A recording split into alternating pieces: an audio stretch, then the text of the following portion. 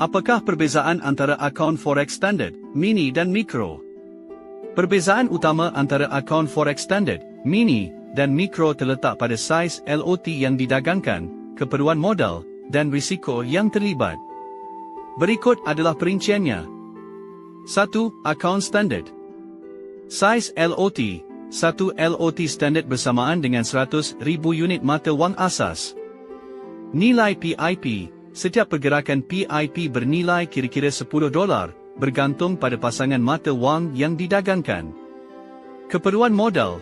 Memerlukan modal yang lebih besar, biasanya $2,000 atau lebih. Risiko tinggi kerana saiz dagangan yang besar. Kesesuaian. Sesuai untuk pedagang yang berpengalaman dan mempunyai modal besar serta toleransi risiko yang tinggi. 2. Akaun Mini. Saiz lot. 1 lot mini bersamaan dengan 10,000 unit mata wang asas, 10% daripada lot standard. Nilai PIP. Setiap pergerakan PIP bernilai kira-kira $1. Keperluan modal. Memerlukan modal lebih rendah, biasanya bermula dari $500 hingga $1,000. Risiko lebih rendah berbanding akaun standard. Kesesuaian. Sesuai untuk pedagang baru yang ingin berdagang dengan risiko sederhana tetapi masih mahu merasai pergerakan pasaran sebenar. 3. Akaun Mikro.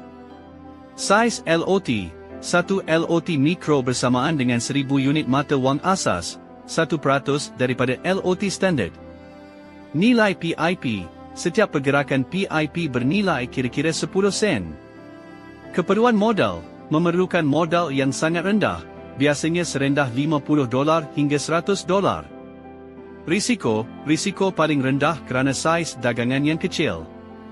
Kesesuaian. Sesuai untuk pemula atau pedagang yang ingin menguji strategi dengan risiko minimal. Berikut ialah faktor pemilihan akaun. Modal permulaan. Pilih akaun berdasarkan jumlah modal yang anda sanggup risikokan. Pengalaman. Pemula disarankan bermula dengan akaun mikro untuk mengurangkan risiko. Gaya dagangan. Jika anda pedagang yang agresif, akaun standard mungkin sesuai. Jika konservatif, akaun mikro adalah pilihan terbaik. Jika anda baru mula berdagang, penting untuk memulakan dengan akaun yang sesuai dengan toleransi risiko dan keupayaan keuangan anda. Terima kasih kerana menonton video ini.